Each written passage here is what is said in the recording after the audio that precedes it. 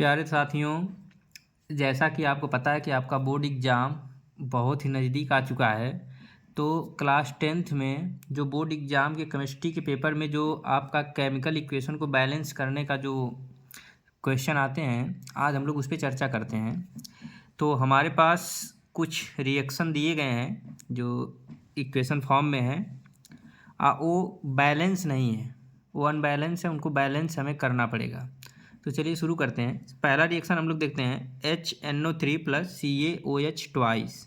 Reaction के बाद आपका CaHNO3 ट्वाइस प्लस H2O बन रहा है। HNO3 क्या चीज़ होता है? इसको बोलते हैं नाइट्रिक एसिड। CaOH ट्वाइस को बोलते हैं कैल्शियम हाइड्रोक्साइड।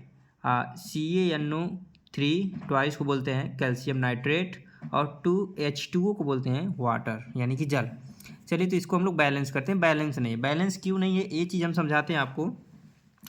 देखिए, हम यहाँ पे नाइट्रोजन आपका 1 है और यहाँ नाइट्रोजन आपका 2 है।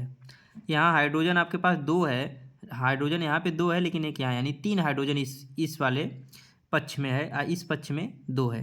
यहाँ ऑक्सीजन आपका 3, 2 5 है, और यहाँ ऑक्सीजन आपका 6, 1 7 है। तो इसे बैलेंस करते हैं। बैलेंस हम कहाँ से करेंगे वो समझिएगा। बैलेंस करने का सबसे आसान तरीका होता है कि जो एलिमेंट दोनों पक्षों में सबसे कम बार आया है उसी को पहले बैलेंस कर दीजिए। जैसे में यहाँ पे आपको दिख रहा है नाइट्रोजन, एक बार यहाँ आया है, ये कई बार यहाँ आया है। इधर 2 नाइट्रोजन है, इधर 1 नाइट्रोजन है। तो इसको अगर बैलेंस करना है तो एक यहाँ पे अगर 2 का हम गुणा कर दें तो 2 नाइट्रोजन यहाँ भी हो जाएगा, 2 नाइट्रोजन यहाँ पहले से उपस्थित है। तो चलिए यहाँ हम 2 का कर देते हैं गुणा।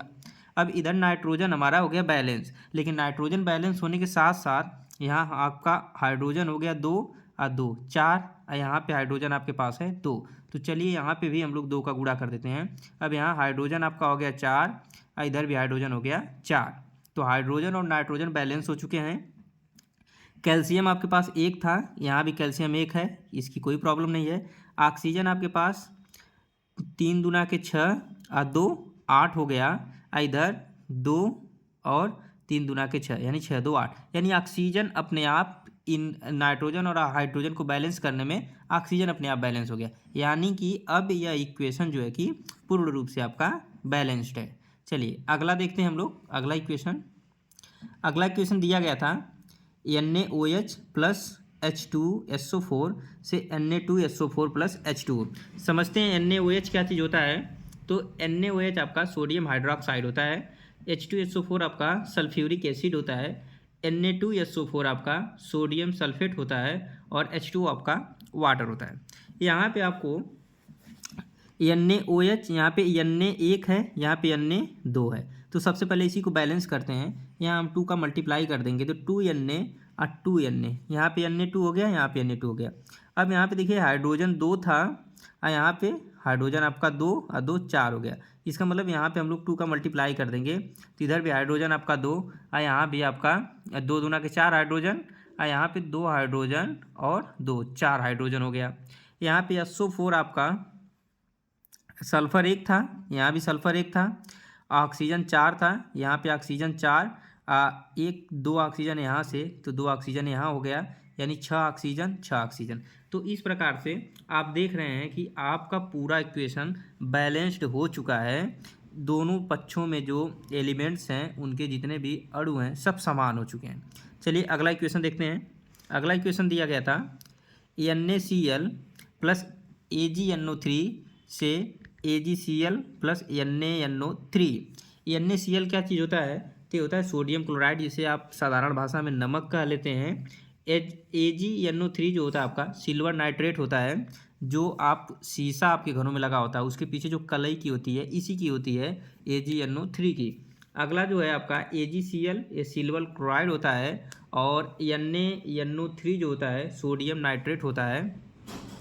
यहाँ पे आपको दिख रहा होगा कि आपका एक Na, इधर भी एक Na है, यहाँ पे Cl आपके पास 1 है, यहाँ भी Cl आपके पास 1 है, यहाँ पे आपके पास Ag सिल्वर आपके पास 1 है, यहाँ भी सिल्वर आपके पास 1 है, NO3। ये इक्वेशन पहले से ऑलरेडी ये इक्वेशन बैलेंस्ड था, इसमें हमें कोई भी चेंजिंग करने की ज़रूरत नहीं है। इसमें किसी भी तरह की कोई भी छेड़छाड़ आपको नहीं करनी है। अगला इक्वेशन हम लोग देखते हैं। अगला इक्वेशन था BaCl2 प्लस H2SO4 से BaSO4 प्लस HCl। यहाँ पे आपको दिख रहा है BaCl2, यहाँ पे Cl2 है और यहाँ पे Cl1 है। इसका मतलब यहाँ पे हमें 2 का मल्टीप्लाई कर देना होगा, जिससे आपका Cl2 इधर भी हो गया, Cl2 इधर भी हो गया, Ba1 यहाँ पे Ba, H2 यहाँ पे देखिए 2H हो गया, SO4 यानी कि आपको दिख रहा है कि सिर्फ 2 का मल्टीप्लाई 2HCl में कर देने से ये पूरा इक्वेशन बैलेंस हो गया। तो इस प्रकार से दोस्तों आपके पेपरों में इन चारों में से कोई एक इक्वेशन आ सकता है, तो आप इन्हें बहुत ही ध्यानपूर्वक से लर्न कर लीजिएगा, ताकि आपके पेपर में आपके 1 या 2 नंबर के जो भी इक्वेशन आए तो छूट ना पाए। धन्यवाद दोस्तों।